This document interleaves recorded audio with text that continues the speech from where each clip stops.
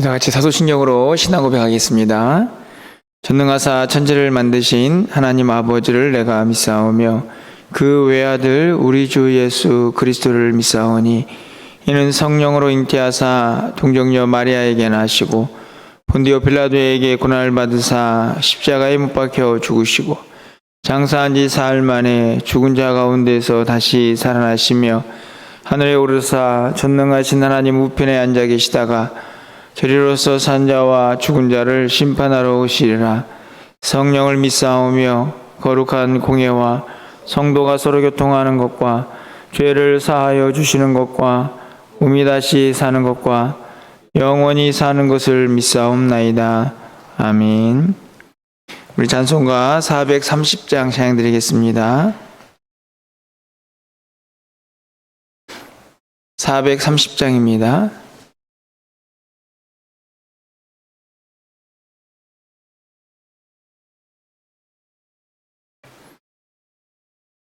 주와 같이 길 가는 곳 즐거운 일 아닌가. 우리 주님 걸어가신 발자취를 밟겠네.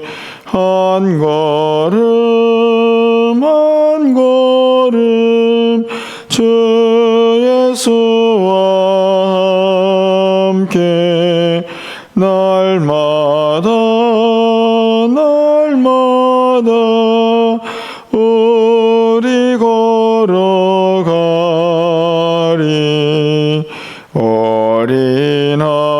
어린아이가 된 우리 미련하고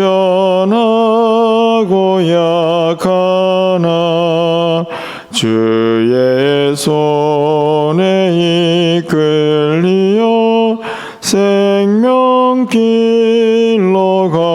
가겠네. 한 걸음 한 걸음 주 예수와 함께 날마다 날마다 우리 걸어가리. 꽃이 피는 들판이나 험한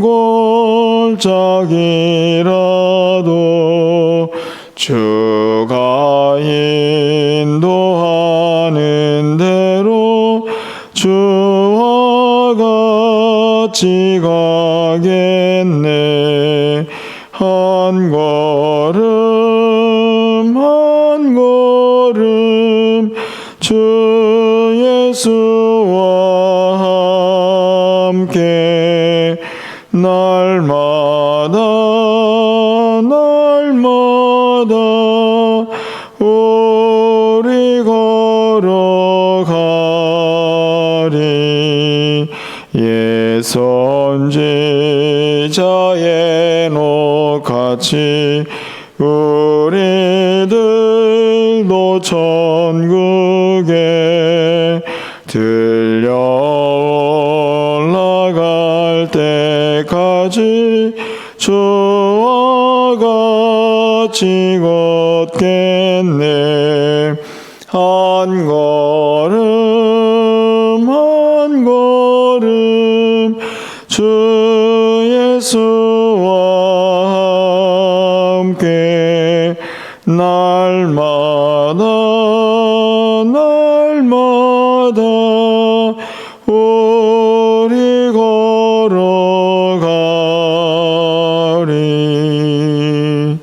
아멘. 오늘 하나님 말씀은 열왕기상 17장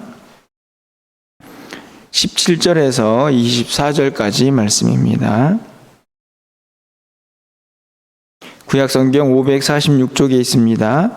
열왕기상 17장 17절에서 24절 말씀 교독하고 마지막 절은 함께 읽겠습니다. 이 일 후에 그 집주인 되는 여인의 아들이 병들어 증세가 심히 위중하다가 숨이 끊어진지라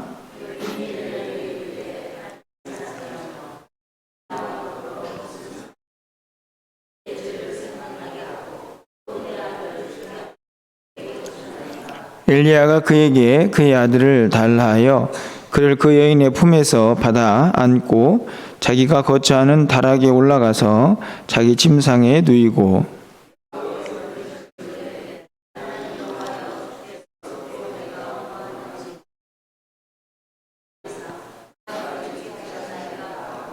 그 아이 위에 몸을 3번 펴서 엎드리고 여호와께 부르짖어 이르되 내 하나님 여호와여 원하건대 이 아이의 혼으로 그의 몸에 돌아오게 하옵소서 하니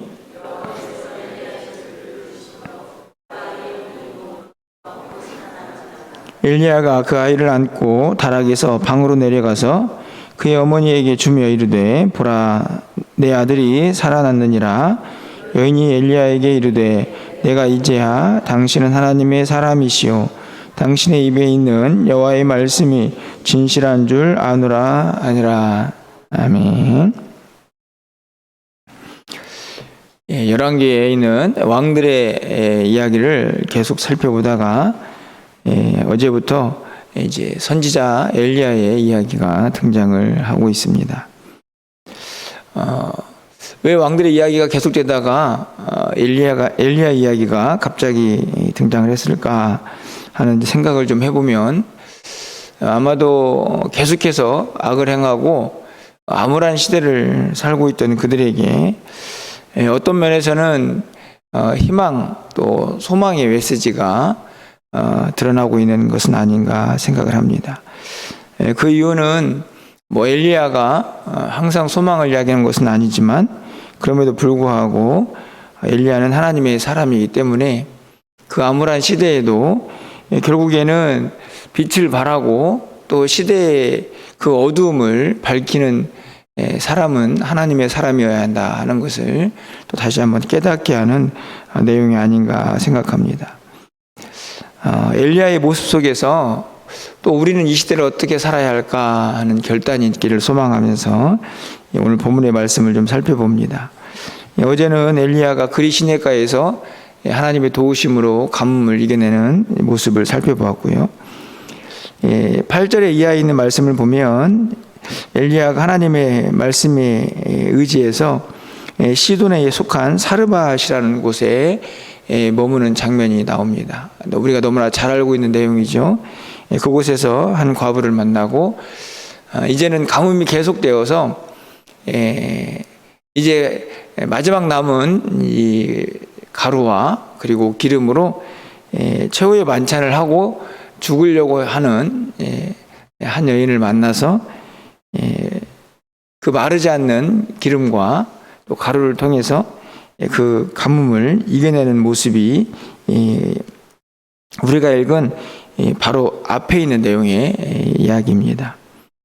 그리고 나서 17절에 있는 말씀을 보면 갑자기 그 여인의 아들이 죽고 그를 살리는 장면이 오늘 본문에 나와 있는데요. 오늘 본문에 있는 말씀을 통해서 선지자는 또 어떤 힘으로 살아가는가 하는 것을 다시 한번 깨닫게 됩니다. 분명히 8절에서 16절까지 말씀을 통해서도 우리가 알 수 있듯이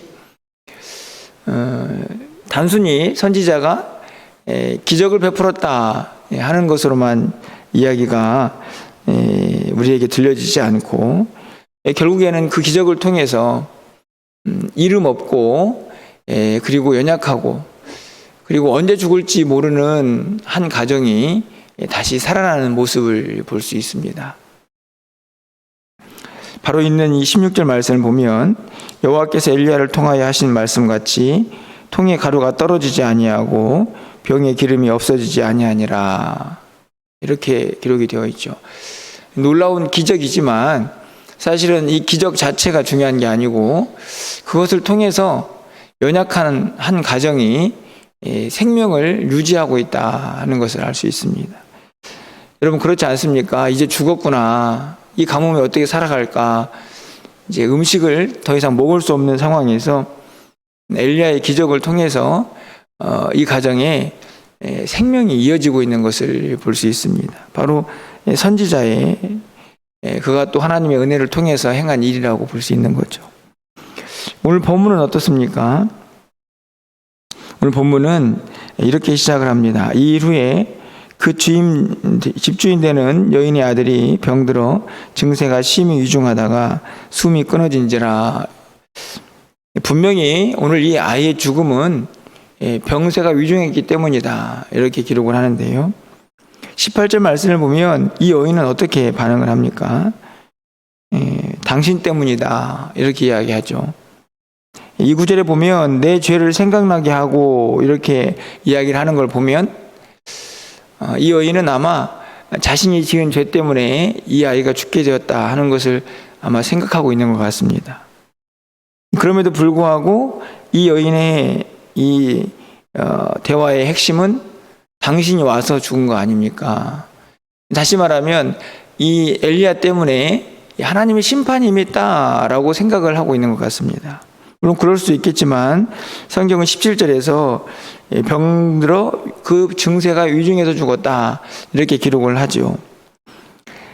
그가 어떤 이유로 죽었는지 사실은 중요한 것은 저는 이 여인의 반응이라 생각이 듭니다. 얼마나 마음이 아팠겠습니까? 자기 아들이 죽었으니까요. 하지만 그렇다고 해서 엘리야의 책임은 아닙니다. 그렇죠? 그런데 엘리야에게 당신 때문에 죽었습니다. 그 여인의 안타까운 마음은 이해하면서도 그렇다고 해서 지금까지 가뭄을 이기며 마르지 않는 가루와 기름으로 그 가족을 살린 이 엘리야에게 할 말은 아닌 것 같다 하는 생각이 듭니다. 저는 문득 이 모습을 보면서요, 우리가 사는 세상과 다르지 않다라는 생각을 하게 됩니다.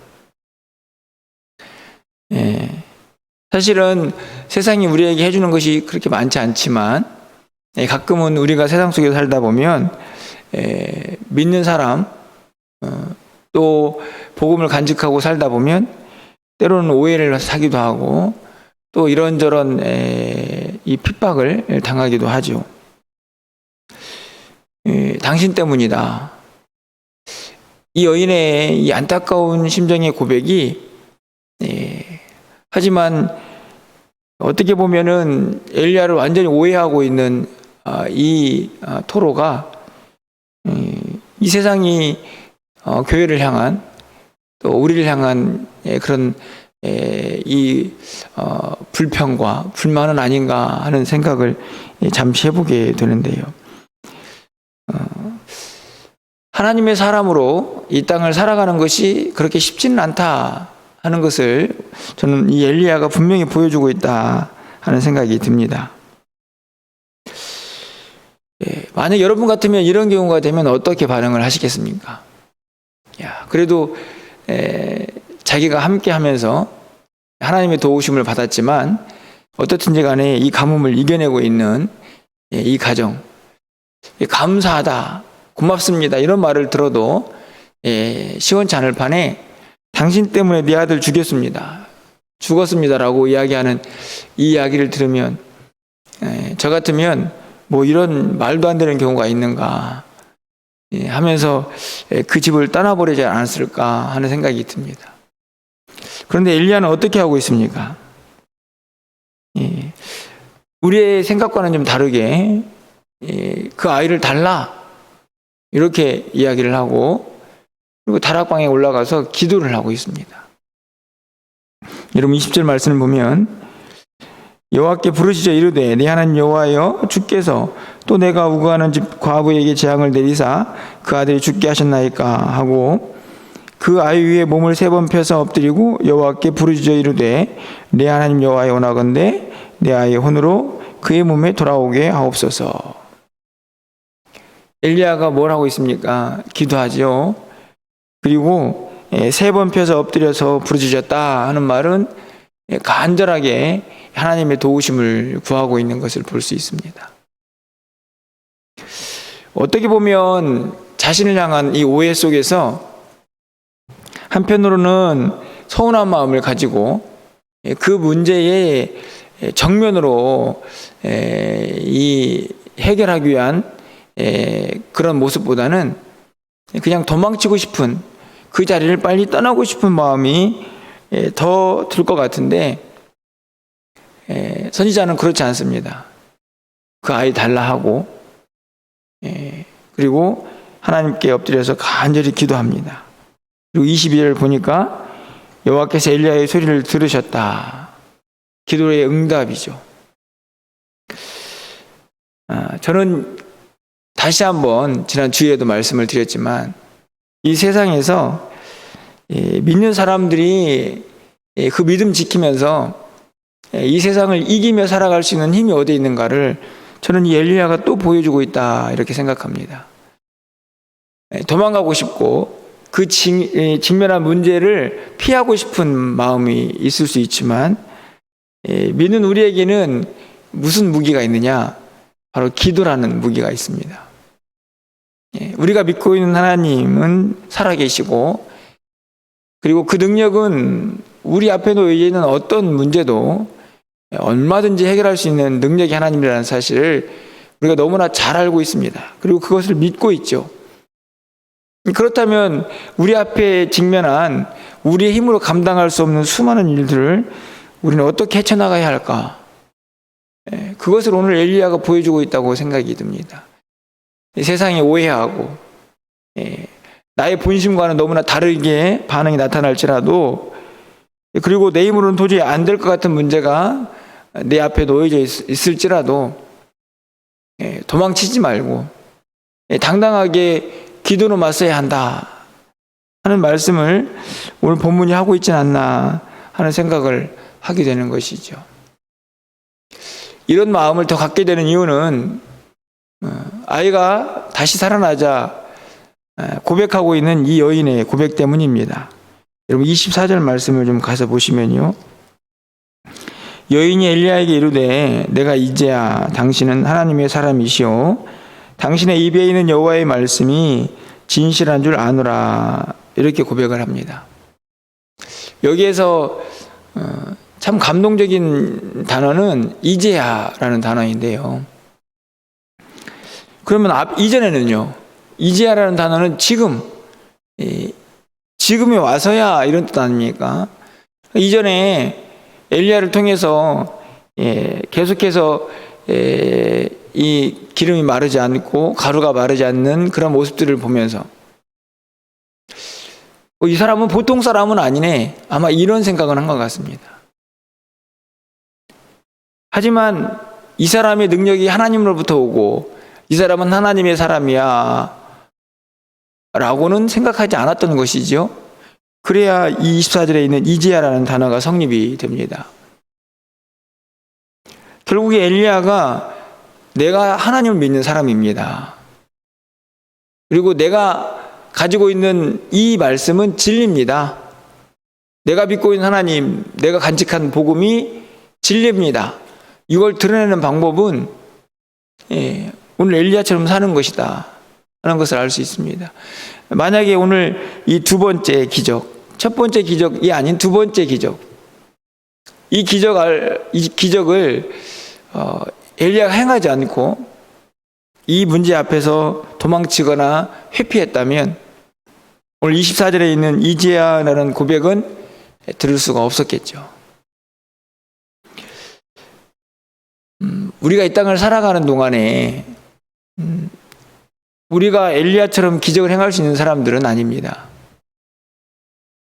그렇죠? 우리가 어떻게 마르지 않는 기름에 또 통에 가루를 게다가 죽은 사람을 어떻게 살릴 수 있겠습니까?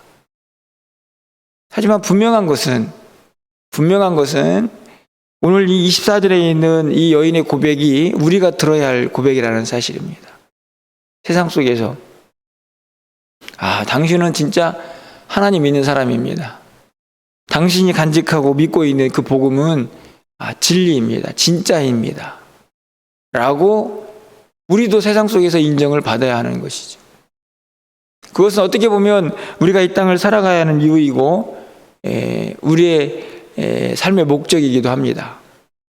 하나님의 영광을 드러내야 하고 내가 간직한 복음이 진리라는 것, 내가 믿는 하나님은 살아계시다는 것을 보여줘야 한다는 것이죠.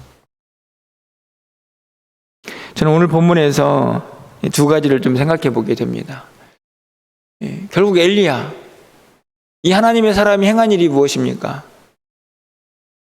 굶어 죽어 다음 미래가 없는 그 인생에게 소망을 주죠. 그리고 죽음으로 고통당하고 슬퍼하는 이 또 인생에게 위로를 줍니다. 선지자가 한 가정에 위로와 소망을 주듯이 이 어두워진 세상 속에서 빛을 비추어 위로와 소망을 주는 존재는 결국은 하나님을 믿는 우리들이어야 한다 하는 것을 다시 한번 깨닫게 됩니다. 또 한 가지는, 그러면 이 연약하고 부족한 우리들이 이 험난한 세상을 어떻게 그렇게 위로자로 소망을 주는 사람으로 살 수 있을까? 그것은 우리의 능력이 아니라는 것이죠. 오늘 엘리야가 하나님의 말씀에 의지해서 움직입니다. 그리 시냇가도 그렇고 오늘 이 사르밧의 한 가정도 마찬가지죠. 하나님이 가라고 해서 가고 있는 것입니다. 내일도 마찬가지겠죠. 하나님의 말씀을 따라가는 것입니다. 그리고 그 말씀을 따라가는 과정 중에 우리에게 이 세상을 이길 수 있는 너무너무나 중요한 무기를 하나 더 주셨죠? 기도입니다. 그렇죠. 말씀과 기도. 말씀 따라가고 우리는 삶의 문제 앞에 직면할 때마다 그 말씀 의지해서 기도하는 것입니다. 그렇게 살아가는 인생이 세상의 빛과 소금이 되고 세상에 위로를 주고 소망을 주고, 그리고 그제야 이런 고백을 얻을 수가 있는 거죠. 이제 당신이 진짜 하나님의 사람인 것을, 정말 당신이 살아계신 하나님을 믿고 있는 사람이라는 것을 내가 인정합니다. 이렇게 세상으로부터 이 강력한 울림과 고백을 우리도 들을 수 있다 하는 말씀입니다. 그러기 위해서는 우리가 어떻게 살아야 할지를 항상 기억해야 합니다. 우리가 부른 찬양처럼 날마다 주님과 동행하면서 말씀 따라가고, 그리고 우리 앞에 놓여 있는 많은 문제들, 우리의 힘으로 해결 안 되니까 우리보다 능력 있는 그 하나님의 힘을 기도로 의지하면서 그렇게 세상 속에서 세상을 이길 뿐만 아니라 이 소망 없는 세상에 소망을 전하면서 살아야 한다 하는 것이 오늘 이 엘리야가 우리에게 주는 또 다른 도전이 아닌가 하는 생각을 갖습니다. 오늘도 새로운 한 날이 시작이 됩니다. 교회만 머물러 있는 것이 아니고 우리는 또 세상 속으로 나가야 합니다. 직장으로 가야 하고 또 이웃 속으로 들어가야겠죠. 내가 어떻게 오늘 하루를 살아야 할 것인가.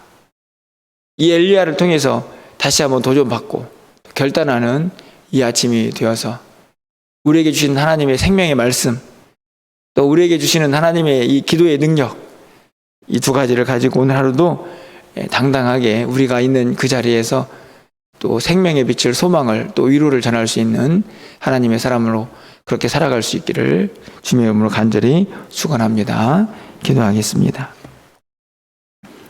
사랑의 하나님, 오늘 엘리야가 살고 있는 시대가 우리의 시대와 다르지 않다 생각합니다. 온갖 죄가 있고 어둠이 있습니다. 슬픔이 있고 절망이 있습니다.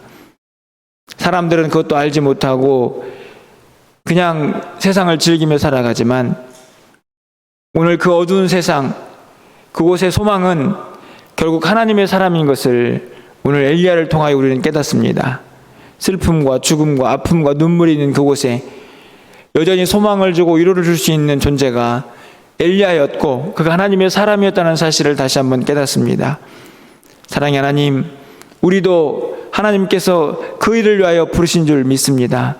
각자의 자리에서 참으로 연약하고 부족하지만 우리에게 주신 생명의 말씀으로, 또 우리에게 주신 기도의 능력으로 이 세상에 소망이 되고 이 세상에 위로자가 되는 삶을 살아갈 수 있도록 주님 인도하여 주시옵소서.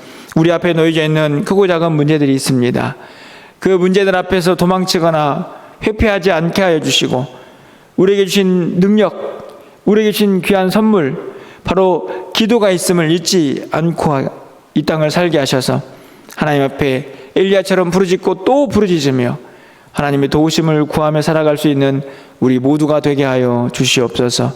오늘 한 날도 그렇게 주님의 사람으로 이 땅을 비추며 이 땅을 위로하며 살아갈 수 있는 한 날이 되게 하여 주시고, 우리 앞에 놓여 있는 여러 가지 문제들 앞에서 연약해지거나 포기하거나 도망치지 아니하고 오늘 엘리야처럼 기도로 승리할 수 있는 하나님의 사람들이 다 되게 하여 주시옵소서.